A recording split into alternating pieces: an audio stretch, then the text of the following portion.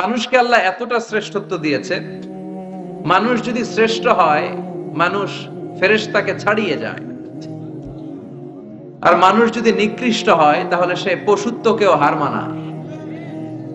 দলিল কি? দলিল হচ্ছে মেরাজ রজনীতে সাইয়েদনা জিবরাইল সিদরাতুল মুনতাহা পর্যন্ত গেলেন, ওইখান থেকে দুইটা ঝর্ণা বা নদী নেমে গেল। বিষ্ণু বললেন, জিবরাইল এই নদী দুইটা কোন নদী? সাইয়েদনা জিবরাইল বললেন, এই দুইটা নদী সিদরাতুল মুনতাহা থেকে পৃথিবীর দিকে নেমে গিয়েছে, আর একটা হচ্ছে ইরাকের ফোরাত নদী, আর একটা হচ্ছে মিশরের নীল নদী। এরপরে সাইয়েদনা জিবরাইল বললেন, ইয়া রাসূলুল্লাহ, ইয়া হাবিবাল্লাহ, এই জায়গার নাম হলো সিদরাতুল মুনতাহা, এখানে একটা বড়ই গাছ আছে, এইটা হলো আমার লাস্ট ডেস্টিনেশন, বর্ডার এরিয়া। এই বর্ডার এরিয়ার উপরে যাওয়ার ক্ষমতা আমার নাই। 1 ইঞ্চি উপরে গেলে আমার পাখাগুলোরে জ্বালিয়ে সারখার করে দিবে কে? আল্লাহ। সৃষ্টির শুরু থেকে আজ পর্যন্ত যত নবীর কাছে আমি ওহী নিয়ে দুনিয়ার বুকে নাজিল হয়েছি গো নবী, এই সিদরাতুল মুনতাহায় কান লাগিয়ে আল্লাহর কথা শুনেছি, আজ পর্যন্ত আমিও আল্লাহরে দেখি নাই। নবী গো, আমি তো আল্লাহরে দেখি নাই, এটা আমার লাস্ট এরিয়া। আমার যে দেখেন আপনি কোরআন নাজিল করে উপরের দিকে উড়াল দিতে, আমি উড়াল দিয়ে এখানে এসে বসে থাকি, সুবহানাল্লাহ পড়ো। এর উপরে আমি যেতে পারবো না, পাখাগুলো জ্বলে যাবে, যাওয়ার পারমিশন নাই। তবে আপনারে পারমিশন দিছে কে? আল্লাহ। আমি এইখানে দাঁড়িয়ে রইলাম, আপনার মিটিং আল্লাহর সাথে শেষ করে আপনি নেমে আসেন গো নবী।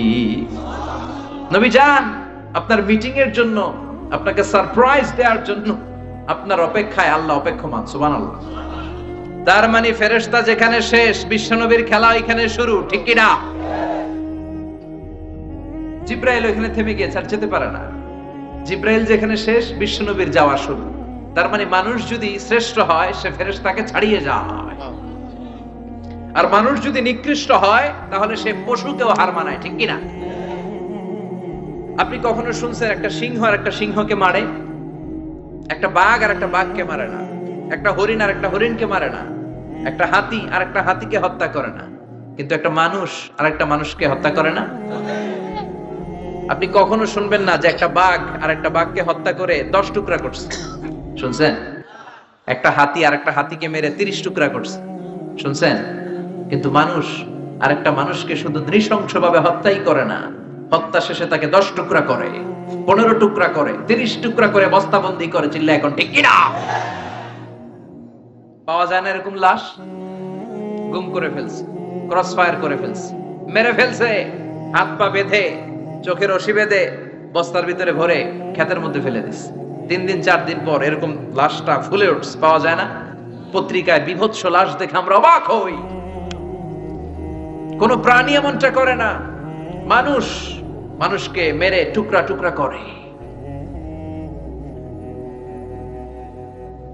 একটা ছাগল বনের সব ছাগলগুলোরে মেরে ফেলতে চায় না, একটা হাতি ওই জঙ্গল থেকে সব হাতিগুলোকে শেষ করে দিতে চায় না, কিন্তু মানুষ আগুন জ্বালিয়ে জনপদের পর জনপদ ছারখার করে দেয়, গুলি মেরে এলাকার পর এলাকা ঝাঁঝরা করে দেয়। দ্বিতীয় বিশ্বযুদ্ধের সময় আমেরিকা জাপানের 2টা সিটিতে 2টা বোমা মেরেছে, হিরোশিমা নাগাসাকি। হিরোশিমাতে মেরেছে লিটল বয়, নাগাসাকি শহরে ফেলেছে ফ্যাটম্যান। যে পাইলট গুলো বোমা মারতেছে নিচে, ওই পাইলট গুলো মানুষ না? মানুষ। আর যাদেরকে মারার জন্য মারতেছে তারাও কি মানুষ? মানুষ এতটাই নিকৃষ্ট হতে পারে, সে তার জনপদের সবাইকে ছারখার করে দেয়, তার গোষ্ঠীর সবাইকে মেরে ফেলতে কুণ্ঠাবোধ করে না। চিল্লা এখন ঠিক কিনা? এজন্য আল্লাহ ডেকে বললেন, লাহুম কুলুবুল লা ইয়াফকাহুনা বিহা ওয়া লাহুম আ'য়ুনুল লা ইউবসিরুনা বিহা ওয়া লাহুম আযানুল লা ইয়াসমাউনা বিহা উলাইকা কাল আনআমি বাল হুম আযাল উলাইকা হুমুল গাফিলুন। আল্লাহ বললেন ওদের চোখ আছে, ওরা চোখ দিয়ে দেখে না, হৃদয় আছে, হৃদয় দিয়ে তার ভাইয়ের জন্য তার মায়া লাগে না, কান দিয়ে আকুতি চিৎকার এই কথাগুলো শুনতে পায় না। উলাইকা কাল আনআম, দেখতে এদের হাত আছে, পা আছে, চোখ আছে, দেখতে মানুষের মতো, আসলে এগুলো মানুষ না, এগুলো পশু। বালহুম আদাল, পশুর চেয়েও খারাপ, ঠিক কি না? এগুলো শুধু পশুই না, এগুলো পশুর চেয়েও খারাপ। এই কোরআন যদি আপনি পড়েন, আপনার এই পশুত্বের মনোভাবটা দূর হয়ে যাবে, আপনি মানুষের মতো মানুষ হতে পারবেন, ঠিক কিনা? এজন্য আল্লাহ মানুষের নামে একটা সূরা দিলেন, সূরার নাম আল ইনসান। সূরার নাম সবাই বলেন আরো জোরে। ইনসান মানে কি? আরো জোরে কোন? আমরা সবাই কি? মানুষ। মানুষ নিয়ে মানুষের মধ্যেও কৌতূহলের শেষ নাই। বিজ্ঞানীদের মতে মানুষ হচ্ছে হোমো স্যাপিয়েন্স গ্রুপের একটা প্রজাতি, যার বিবেক আছে, বাক শক্তি আছে, বুদ্ধি আছে, চেতনা আছে, উপলব্ধি করার মতো ক্ষমতা আছে। চিল্লা এখন ঠিক কিনা? মানুষের আসল রূপটা কি, মানুষ আসলে কেমন, এ নিয়ে মানুষেরই গবেষণার শেষ নাই। আপনারা একজন জার্মানি দার্শনিক আছে কার্ল মার্কস, নাম শুনে থাকবেন, শুনছেন না? উনি অনেক গবেষণা করে পাইলেন মানুষ হচ্ছে পেট সর্বস্ব জীব, মানে মানুষের পেট ঠান্ডা তো দুনিয়া ঠান্ডা। উনি গবেষণা করে পাইছে মানুষের পেট ঠিক তো সব ঠিক। উনার পরে আরেক দার্শনিক আসলো, ওনার নাম হচ্ছে ভ্লাদিমির লেনিন। ওনার বাড়ি হচ্ছে রাশিয়া, উনি রাশিয়ান স্কলার, ফিলোসোফার। উনি এসে বললেন না, মানুষের পেট সমস্যা বড় সমস্যা নয়, মানুষের আসল সমস্যা হচ্ছে যৌন সমস্যা, সেক্স সমস্যা। মানুষের সেক্স ঠান্ডা তো সব ঠান্ডা। চার্লস ডারউইন, ইংল্যান্ডের আরেক দার্শনিক, উনি এসে বললেন তারা দুজন যা বলছে সব ভুল বলছে, মানুষের পেটের সমস্যা আসল সমস্যা না, মানুষের সেক্স সমস্যাও আসল সমস্যা না। আসলে মানুষ মানুষই না, মানুষ হলো বান্দর। মানুষ কি? বানর থেকে সময়ের বিবর্তনে, কালের বিবর্তনে বানরগুলো মানুষ হয়ে গিয়েছে। মাথার তার যদি একটু ঢিলা হয়, যা হয় আর কি। তাহলে একদল বলে মানুষের পেটের সমস্যা বড় সমস্যা, আরেক বুদ্ধিজীবীরা বলে মানুষের খাদ্যের সমস্যা বড় সমস্যা, কেউ বলে যৌন সমস্যা বড় সমস্যা, আরেক আবাল বলে মানুষ মানুষ না, মানুষ হলো বান্দর। আল্লাহ বলে একটাও ঠিক কইতে পারে নাই, ঠিক কিনা? আল্লাহ বলে মানুষ তাদের পেটের সমস্যা বড় সমস্যা নয়, মানুষের যৌন সমস্যা বড় সমস্যা নয়, কশিন কালেও মানুষ বানর নয়। মানুষকে আমি আল্লাহ নিজ তত্ত্বাবধানে তৈরি করেছি। মানুষ হলো আশরাফুল মাখলুকাত। মানুষ কি? আশরাফুল মাখলুকাত, গোটা সৃষ্টিকুলের মধ্যে সেরা। এজন্য নূরের ফেরেশতাও মানুষকে সেজদা দিতে বাধ্য হয়েছে। চিল্লা এখন ঠিক কিনা? তুমি মাটির আদমকে প্রথম সৃষ্টি করিয়া ঘোষণা করিয়া দিলে শ্রেষ্ঠ বলিয়া, তাই তো নূরের ফেরেশতা করে আদমকে সেজদা, ঠিক কি না? তাই তো নূরের ফেরেশতা করে আদমকে সেজদা, সবার চেয়ে সম্মান দিলে মাটির আদমকে। পড়েন আল্লাহু আল্লাহু তুমি জাল্লে জালালুহু, শেষ করা তো যায় না গে তোমার গুণগান। আল্লাহু আল্লাহু সুবহানাল্লাহ পড়েন। আল্লাহ বলেন পেটের সমস্যা সমস্যা, কিন্তু আসল সমস্যা না। মানুষের যৌন সমস্যা বড় সমস্যা, কিন্তু আসল সমস্যা না। মানুষ বানর নামের প্রজাতির ভেতর দিয়ে মানুষ হয় নাই, মানুষকে আমি নিজে তৈরি করেছি। মানুষকে আমি আশরাফুল মাখলুকাত বানিয়েছি। সুবহানাল্লাহ।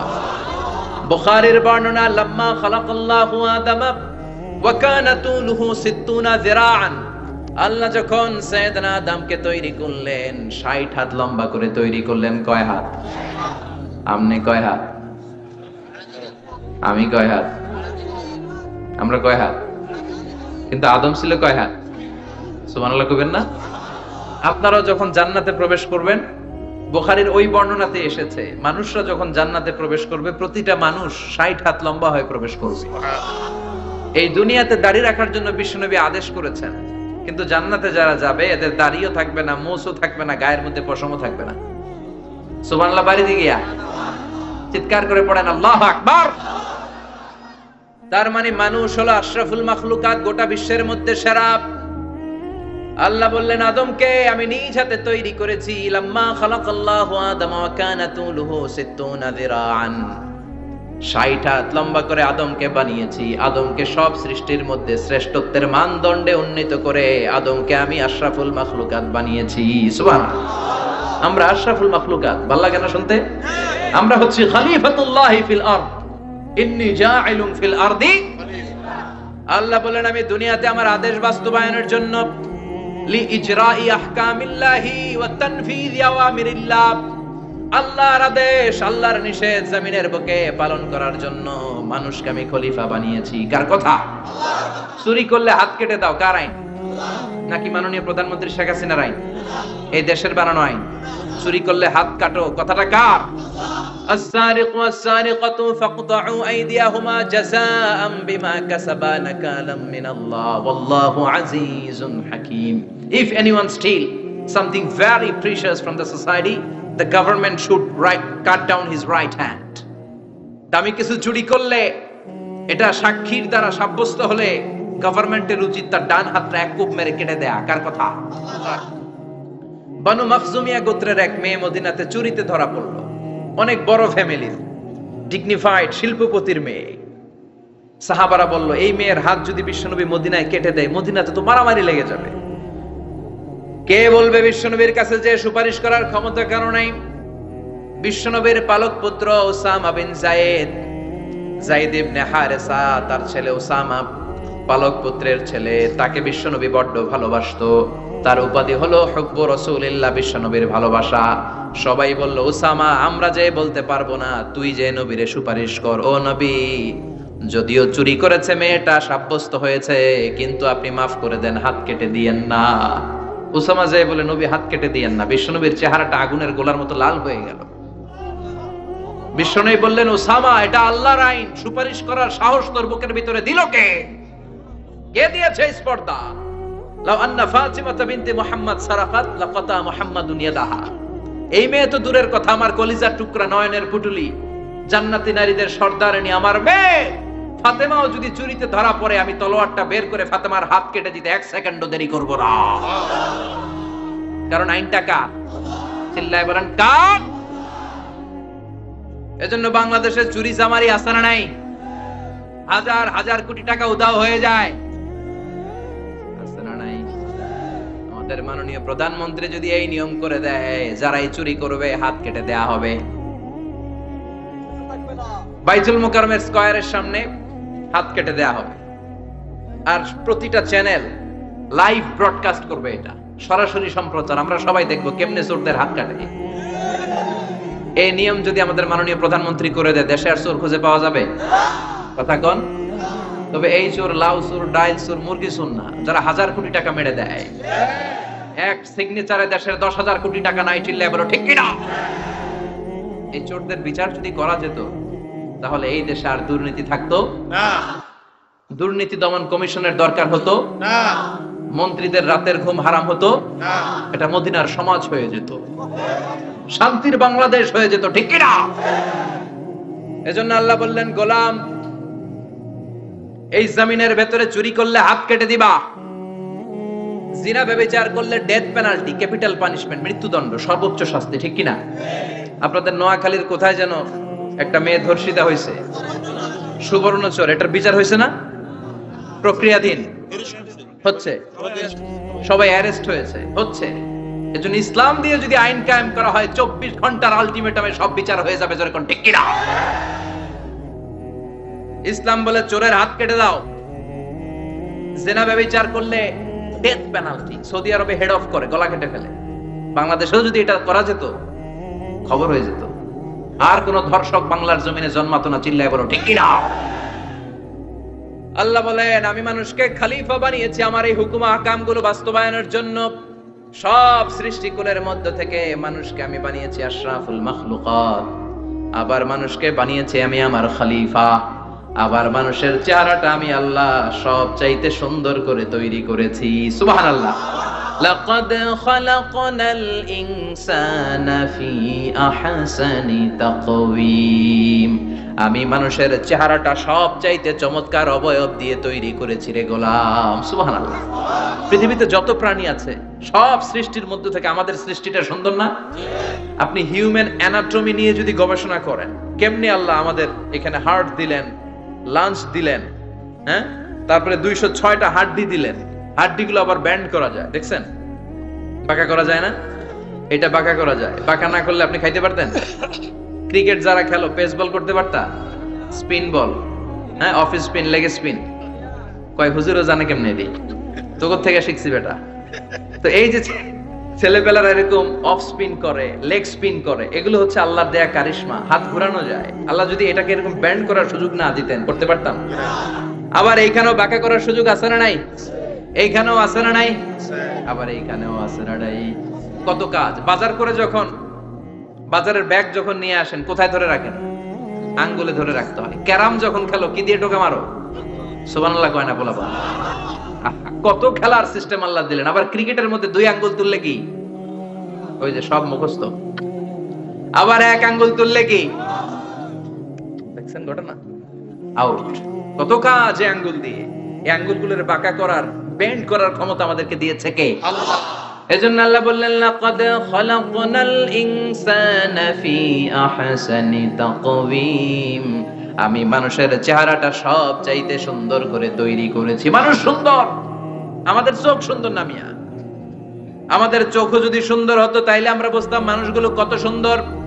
আমরা মনে করি ধলা হইলেই সুন্দর। কয় ধলা ধলা, এটা সুন্দর। টাকা, এগুলো টাকা। একটা মানুষের চেহারা, স্কিন যদি কালো হয়, এর মধ্যে একটা সৌন্দর্য আছে না নাই? একটা মেয়ের স্কিন যদি কালো হয়, তারপরও চেহারায় সৌন্দর্য আছে না নাই? কয় না হুজুর, আমার বউ সুন্দর না, কালা কালা। আছে না নাই? তুই ডাকাত। তুই কি? একজন মানুষের চেহারা যেরকমই হয়, আপনি খেয়াল করে দেখবেন, তারপরও তার অবয়বের মধ্যে একটা এক্সট্রা অর্ডিনারিটি আছে। কারোর সাথে কারোটা মিলে না। সুবহানাল্লাহ পড়েন। এজন্য প্রতিদিন স্ত্রীরে বলবেন, স্ত্রী তুমি সুন্দরী, তুমি অনন্যা, তোমার চাইতে সুন্দরী গোটা বিশ্বে কেউ নাই। কইবেন না? মুরব্বীরা কয় না, কইতাম না, আগে কইয়া ফেলেছি। এগুলো বলবেন। এগুলো বললে স্বামী স্ত্রীর মধ্যে ভালোবাসা বাড়াই দিবে কে? আল্লাহ। আমি প্রায় এগুলো বলি, উৎসাহিত করি যে স্বামী স্ত্রীর মধ্যে যে ভালোবাসাটা, এটা পবিত্র, এটা জান্নাতি। এই ভালোবাসা জান্নাতে শুরু হয়েছিল সাইয়েদনা আদম আর হাওয়ার মধ্য দিয়ে। চিল্লায় কোন ঠিক না? স্বামী স্ত্রী দুইজনে একের হাতের সাথে আরেকজনের হাত মিলালে হাতের সগীরা গুনাহ maaf করে কে? আল্লাহ। স্ত্রীর চেহারার দিকে নজর করে তাকালে চোখের গুনাহ maaf করে দেয় কে? আল্লাহ। স্ত্রীর জন্য প্রতি মাসে যে খরচ দেন, এই টাকাগুলো সদকা দেওয়ার সওয়াব আছে না নাই? আছে। স্ত্রীকে যে দামি দামি ভ্যানিটি ব্যাগ কিনে দেন, এটা তো সওয়াব আছে না নাই? আছে। কক্সবাজারে ঘুরতে নিয়ে গেলে সওয়াব আছে না নাই? আছে। ফুল কিনে দিলে সওয়াব আছে না নাই? আছে। ভালোবাসার গান শোনাইলে সওয়াব আছে না নাই?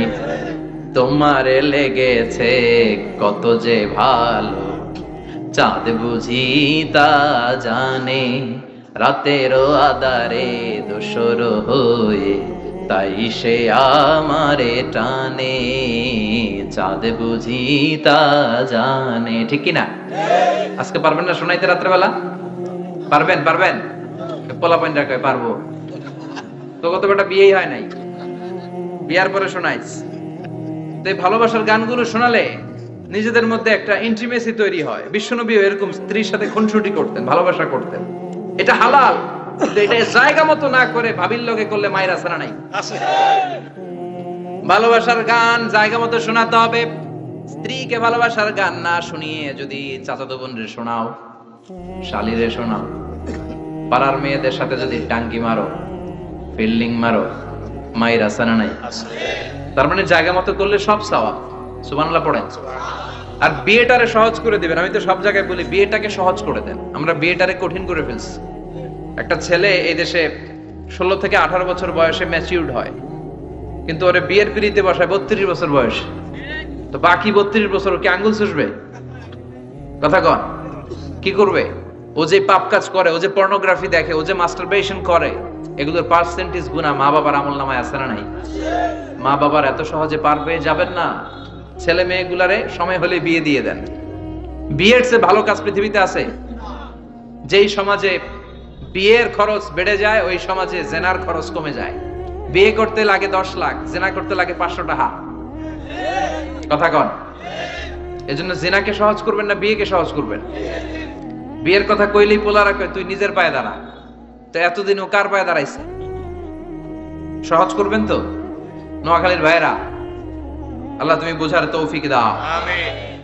এরপর আল্লাহ বললেন, আমি মানুষকে শুধু আশরাফুল মাখলুকাতি বানাই নাই, আমার খলিফাই বানাই নাই। মানুষের চেহারাটা শুধু আমি সুন্দর করে দেই নাই, গোটা বিশ্বের মধ্যে মানুষকে আমি সবচাইতে শক্তিশালী করেছি। সবচেয়ে শক্তিশালী কে? মানুষ। চিল্লায় বলেন শক্তিশালী কে? আল্লাহ যখন পৃথিবী বানালেন, মুসনাদে আহমদ ইবনে হাম্বলের বর্ণনা, পৃথিবী কাঁপাকাঁপি শুরু করলো, খালি কাঁপে খালি কাঁপে। পৃথিবীর কাঁপাকাঁপি বন্ধ করার জন্য আল্লাহ পৃথিবীর মধ্যে 7টা টেকটনিক প্লেট বসিয়ে দিলেন। 7টা পাহাড়, 7 tectonic plates creates the mountain range on earth. এই 7টা প্লেট পৃথিবীতে এই পাহাড়গুলো উঁচু নিচু টিলা টপ্পর তৈরি করেছে। পৃথিবীব্যাপী যত পাহাড় আছে এই টেকটনিক প্লেটের কারণে। ওয়াজআলনাল জিবালা আওতাদা, পৃথিবী কাঁপতে শুরু করলো সৃষ্টির পর। পৃথিবীর কাঁপাকাঁপি বন্ধ করে দেওয়ার জন্য আল্লাহ পৃথিবীর ভেতরে পাহাড় ঢুকিয়ে দিলেন। পাহাড় পেরেকের মতো গেড়ে দেওয়ার পরে পৃথিবীর কাঁপাকাঁপি বন্ধ হয়ে যায়। সুবহানাল্লাহ। ফেরেশতারা অবাক হয়ে বলে, মাবুদ, পৃথিবীর কাঁপাকাঁপি বন্ধ হলো কেমনে? আল্লাহ বললেন, ও ফেরেশতারা, পৃথিবীর মধ্যে আমি পাহাড়কে গেড়ে দিয়েছি। পাহাড় গেড়ে দেওয়ার কারণে পৃথিবীর কাঁপাকাঁপি বন্ধ হয়ে গেছে। ফেরেশতারা বললেন, তাই নাকি? পাহাড়ের এত বড় শক্তি। ইয়া রাব, হাল মিন খালকিকা আশাদ্দা মিনাল জিবাল, আপনার এই সৃষ্টিকুলের মধ্য থেকে পাহাড়ের চাইতে বেশি শক্তিশালী কিছু আছে নাকি? আল্লাহ বললেন, হ্যাঁ আছে। পাহাড়ের চাইতে শক্তিশালী হচ্ছে আল হাদিদ, মানে লোহা। পাহাড়ের চেয়ে শক্তিশালী কি? এই লোহার নামে কোরআনে সূরা আছে না নাই? সূরার নাম কি? কথা বলেন। وأنزلنا الحديد فيه بأس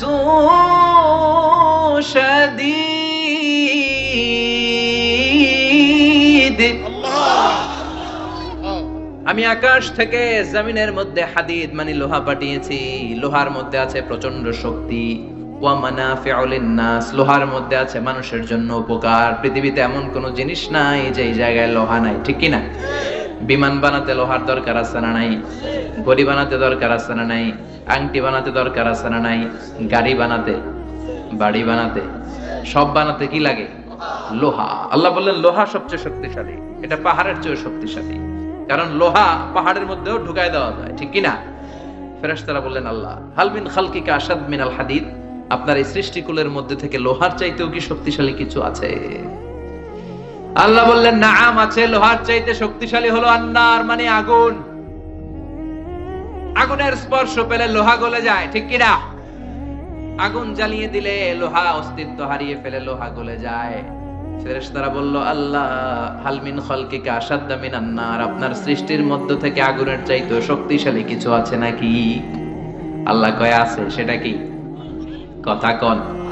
মিঠা নদীর পানি, আল্লাহ তোমার মেহেরবানি, সুন্দর ফুল সুন্দর ফল, মিঠা নদীর পানি, আল্লাহ তোমার মেহেরবানি।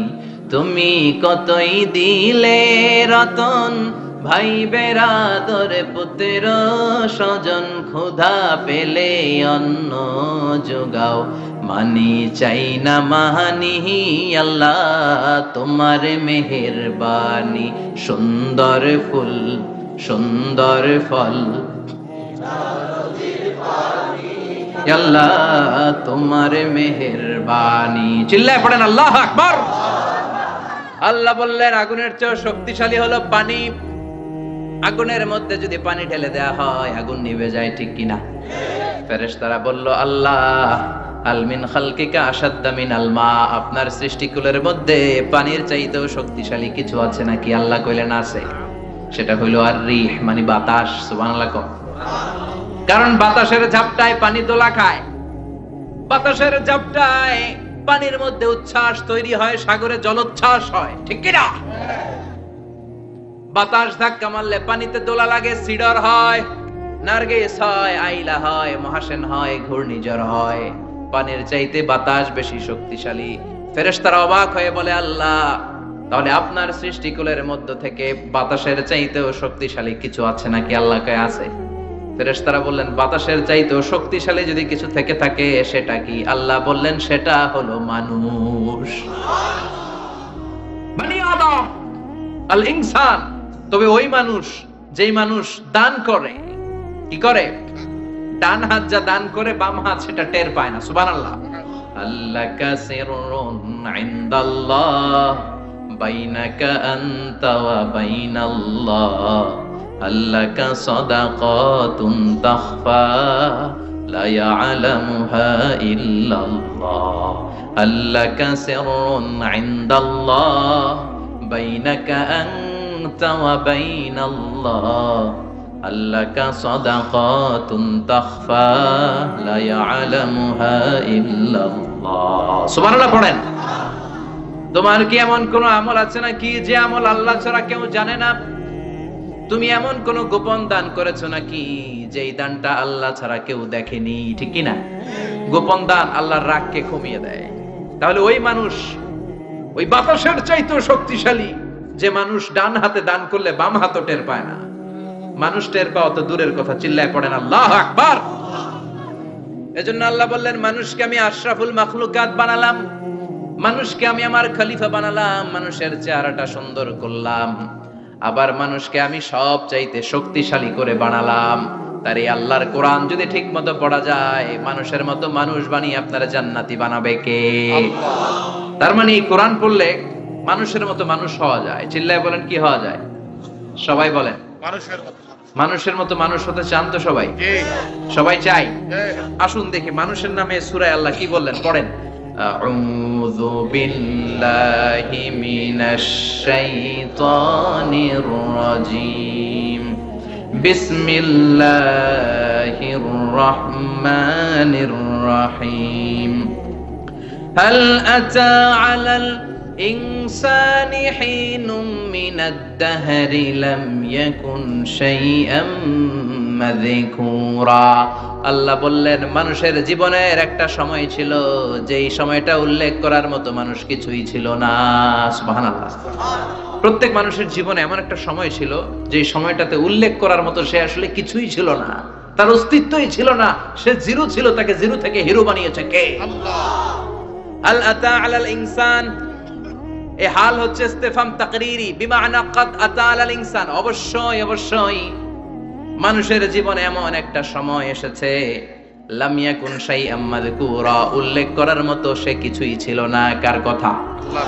মুফাসসিরিন একরাম ইনসান দ্বারা এখানে দুইটা জিনিস বুঝিয়েছেন, এক হলো সাইয়েদনা আদম, আর এক হলো আমরা সবাই। এই পৃথিবীতে মানুষ বানানোর তিন ক্যাটাগরি।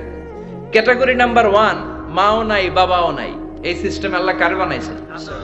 কথা বলেন। আবার শুধুমাত্র মা আছে বাবা নাই, এই সিস্টেমে কাকে বানালেন? আবার বাবাও আছে মাও আছে, এই সিস্টেমে কারে বানালেন? আমাদেরকে বানালেন। আবার সাইয়েদনা আদমকে আল্লাহ যখন বানালেন, তিনি বানালেন মিন তিনিন লাসিব, এঁটেল মাটি থেকে বানালেন। এঁটেল মাটি দিয়ে কাঠামো বানানো যায় না, স্ট্রাকচার করা যায় না। এঁটেল মাটি জমিন থেকে নিয়ে আল্লাহ রেখে দিলেন 40 বছর। চিল্লায় বলেন, কয় বছর? আর আকাশকে বললেন, ইয়া সামাউ আমতিরি আলাইহি 40 সানা, ও আকাশ এই মাটির উপরে 40 বছর তুমি বৃষ্টি দাও। 40 বছর এঁটেল মাটির উপরে বৃষ্টি জমতে জমতে জমতে জমতে এটা হয়ে গেল হামাইম মাসনুন, কাদামাটি। সুবহানাল্লাহ পড়ে। কাদামাটি থেকে গেল 40 বছর। কাদামাটি থেকে আল্লাহ সাইয়েদনা আদম আলাইহিস সালামের ডাইস বানালেন। তারপরে আল্লাহ সূর্যরে বললেন, ইয়া শামসু হাররিকি আলাইহি 40 ইয়াউমা, ও সূর্য এবার আদমের কায়ার উপরে, মূর্তির উপরে তুমি 40 বছর সূর্যের আলো দাও। 40 বছর সূর্যের প্রখর ও তীব্র তির্যক তাপে এবং কিরণে আদম হয়ে গেছে এখন সলসলিন কাল ফাখার, টোকা মারলে ঠন ঠন করে। সুবহানাল্লাহ পড়ে। এখনো রূহের ফুৎকার দেয় নাই এখনো, কিন্তু কেটে গেছে 120 বছর। 340 কত? 120 বছর চলে গেল। এই বিশাল লম্বা সময়ে আল্লাহ বললেন, লাম ইয়াকুন শাইআম মাযকুরা, উল্লেখ করার মতো আদম কিছুই ছিল না। রূহের ফুৎকার যেহেতু দেয় নাই 140 বছর, এটা এঁটেল মাটি, পরে ছিল কাদামাটি, এরপরে হয়েছে মূর্তি, ঠনঠনে মূর্তি। উল্লেখ করার মতো আদমের জীবনে 124 বছরে কিছুই ছিল না। চিল্লায় বলেন, ঠিক কিনা? আবার আমরাও যারা সলিমুদ্দিন কলিমুদ্দিন, আমরাও আমাদের মায়ের পেটের ভেতরে প্রথমে ছিলাম 40 দিন। বুখারীর বর্ণনা, ইন্না হাদাকুম ইউজমাউ খালকুহু ফি বাতনি উম্মিহি 40 ইয়াওমান সুম্মা ইয়াকুনু নুতফাতান মিসলা যালিক সুম্মা ইয়াকুনু আলাকাতান মিসলা যালিক ফায়াতি ইলাইহিল মালাকু ফায়ানফাখু ফীহির রূহ। আমরা যারা সলিমুদ্দিন কলিমুদ্দিন, আমরা আমাদের মায়ের পেটের ভেতরে 40 দিন ছিলাম নুতফা। এক ফোঁটা বীর্য। তারপরে 40 দিন ছিলাম আলাকা, রক্তপিণ্ড। তারপরে 40 দিন ছিলাম মুদগা, গোশতপিণ্ড। 3 40 120 দিন। কয় দিন? এই 120 দিনের লম্বা সময়ে লাম ইয়াকুন শাইআম মাযকুরা, উল্লেখ করার মতো আমরা আসলে কিছুই ছিলাম না, কারণ মানুষই তো হয় নাই, ডিফর্ম বেবি, এখনো দেহের আগাগোড়া কিছু হয় নাই। 120 দিন পর ফেরেশতা এসে আমার দেহের মধ্যে ফুৎকার দিয়ে যায়, তখন আমার হার্ট পার্টিশন চালু হয়ে যায়, আমার হার্টবিট চালু হয়, সিস্টোলিক ডায়াস্টোলিক, এই যে ধপ ধপ ধপ, এই প্রেসারটা ছাড়া মানুষ বাঁচে? ফুসফুসের কাজ কি? খালি ধপ ধপ করে, দম টানে আর দম নেয়, দম ফুরাইলে ঠুস। আয় রে মানুষ রঙিন ফানুস, দম ফুরাইলে তবু তো ভাই কারোরই নাই একটুখানি। আয় রে মানুষ রঙিন ফানুস, রঙিন ফানুস, আয় রে মানুষ। সুবহানাল্লাহ। আমরা ছিলাম নুতফা, আলাকা, মুদগা, sperm drop, then blood clot, and finally the little flash. আমি আমার এমফিল রিসার্চ করেছি এটার উপর, এটা ইংরেজিতে বলে এমব্রয়োলজি, ভ্রূণতত্ত্ব। How the little embryo develops in mother womb, মায়ের পেটে এই ছোট্ট ভ্রূণ, এটা কেমন করে শুক্রাণু ডিম্বাণু থেকে 8 মাস 10 মাস 9 মাস পরে কেমন করে জমিনে আসে। How the little embryo develops in mother womb, মায়ের পেটে কেমন করে ডেভেলপ করে।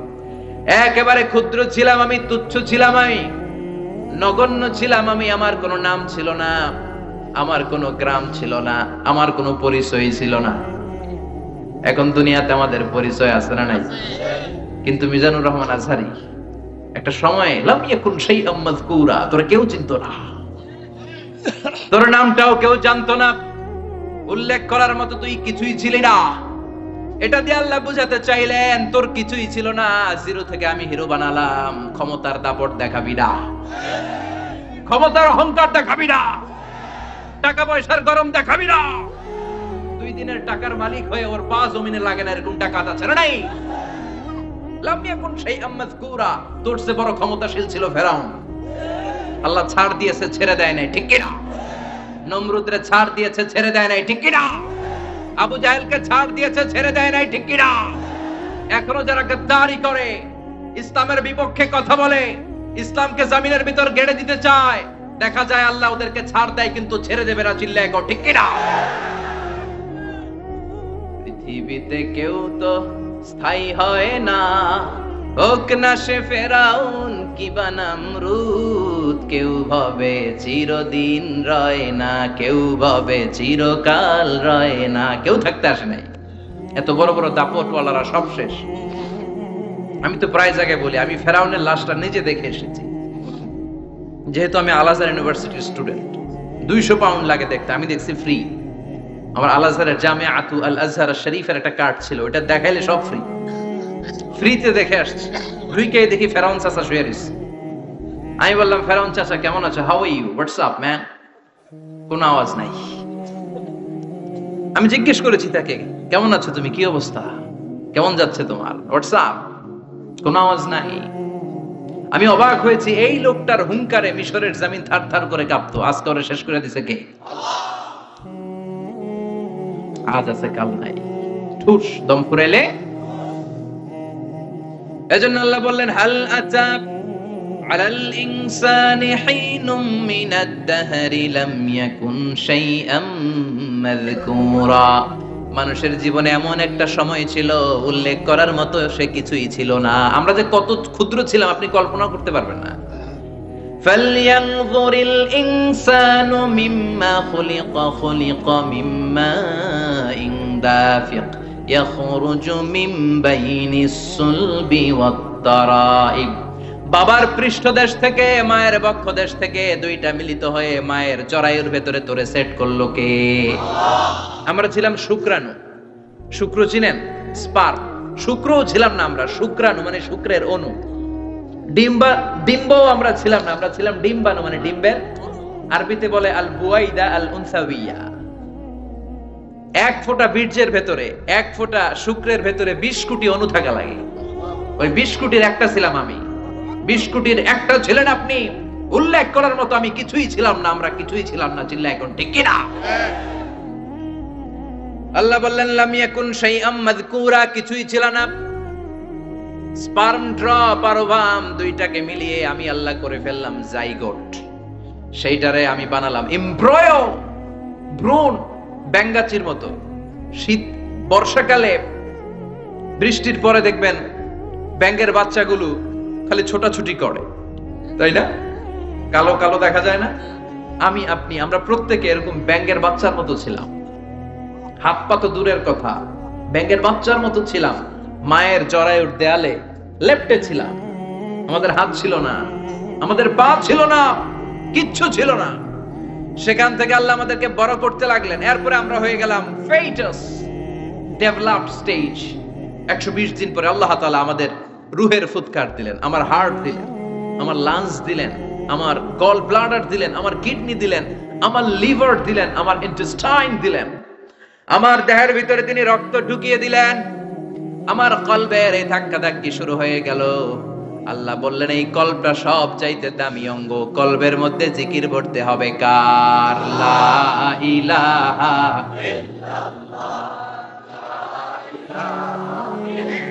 লা ইলাহা ইল্লাল্লাহু মুহাম্মাদুর রাসূলুল্লাহ সাল্লাল্লাহু। কলবের ভেতরে ভরতে হবে আল্লাহর জিকির। অনেকেই কলবের ভেতরে ভরে আয়না, আছে না নাই? আয়না বসাইয়া দে মোর দয়াল বাবা, কেল্লা কাবা আহেনার কারিগর, আয়না বসাইয়া দে মোর। তোর বাবার কলবে তো আয়না নাই, তোরে কি আয়না দিবে বেটা? বিশ্বনবী কখনো বলেছেন কলবে আয়না বসাতে? বিশ্বনবীর সাহাবারা কলবে বসাতে হবে আল্লাহর জিকির। আলা বিযিকরিল্লাহি তাতমাইন্নুল। দুনিয়ার কোনো কিছু কলবকে ঠান্ডা করতে পারে না একমাত্র আল্লাহর জিকির ছাড়া। চিল্লা এখন ঠিক কিনা? এজন্য আল্লাহ বললেন হাল আতা আলাল ইনসানি হিনুম মিনাদ দাহরি লাম ইয়াকুন শাইআম মাযকুরা। প্রতিটা মানুষের জীবনে এমন একটা সময় ছিল উল্লেখ করার মতো কিছুই ছিলাম না। এই আয়াতটা যখন ইসলামের প্রথম খলিফা বিশ্বনবীর ডান হাত সাইয়েদনা আবু বকর পড়তেন, তিনি শুধু কান্না করতেন, চোখের পানি ফেলতেন আর বলতেন লাইতাহা তাম্মাত, হায় হায় আমার পুরো জীবন যদি এভাবেই কেটে যেত। লাম ইয়াকুন শাইআম মাযকুরা, মায়ের পেটের ভিতরে যখন ছিলাম কিছুই যখন ছিলাম না, এরকমই যদি থাকতাম কতই না ভালো হতো। লা নাবতালি ওয়ালা নালিদ, জন্মগ্রহণ করতাম না, পরীক্ষার সম্মুখীন হতাম না, জীবনটা যদি এমনিই কেটে যেত কতই না ভালো হতো। এজন্য আল্লাহ বললেন প্রতিটা মানুষের জীবনে এমন একটা সময় ছিল উল্লেখ করার মতো সে কিছু ছিল না। এরপর আল্লাহ বললেন ইন্না খলাকনাল ইনসানা মিন নুতফাতিন আমশাজিন নাবতালি ফাজআলনাহু সামিআন বাসীরা। নিশ্চয় আমি মানুষকে জমাট বাঁধা মিশ্রিত নুতফা থেকে তৈরি করেছি। বাবার শুক্রাণু মায়ের ডিম্বাণু দুইটাকে মিলিয়ে দিল কে? জরায়ের ভিতরে সেট করলো কে? আল্লাহ বললেন ফি কারারিম মাকিন, গোপনতম প্রকোষ্ঠে। যেই প্রকোষ্ঠে কোনো কবিরাজের কবিরাজি কাজে লাগে নাই, কোনো ডাক্তারের ডাক্তারি কাজে লাগে নাই, কিন্তু 9টা মাস ধরে খাবার পানি আর অক্সিজেন তোরে দিছে কে? আল্লাহ।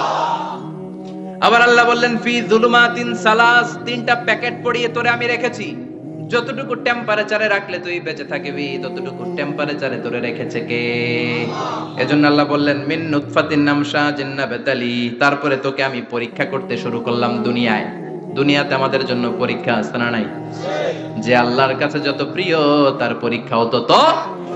আশাদ্দুন নাসি বালাআন আল আম্বিয়া, দুনিয়ার মধ্যে সবচাইতে বেশি আল্লাহ পরীক্ষা করেছেন নবীদের, ঠিক কি না? সাইয়েদনা ইউসুফ আলাইহিস সালাম 10 বছর জেলে বন্দী ছিলেন, বিশ্বনবী 3 বছর জেলে বন্দী ছিলেন। শিয়াবে আবি তালেবের জেলখানায় বিশ্বনবী ছিলেন কি ছিলেন না?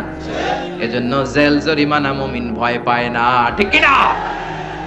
আল্লাহ বললেন নাবতালি, তোকে আমি পরীক্ষা করব ভয় দিয়ে, ক্ষুধা দিয়ে, সম্পদের হানি ঘটিয়ে, প্রাণ নাশের হুমকি দিয়ে। ইসলামের কথা বলা এত সোজা না। আপনি ইসলামের কথা বলবেন, আপনার বিরুদ্ধে ষড়যন্ত্র আছে না নাই? কিন্তু এগুলো দেখার আমাদের সময় আছে নাকি? আমরা কোরআনের কথা বলেই যাব, কোরআনের শান্তির বাণী বিশ্বব্যাপী আমরা ছড়িয়েই দিব, ঠিক কি না? আল্লাহ বললেন সামিআম বাসীরা, এরপরে তোরে আমি চক্ষুষ্মান বানালাম, তোকে আমি কান দিলাম, চোখ দিয়ে দেখার সুযোগ দিলাম। চোখ আমাদেরকে দান করেছে কে? এই দুটি চোখ দিয়েছো বলে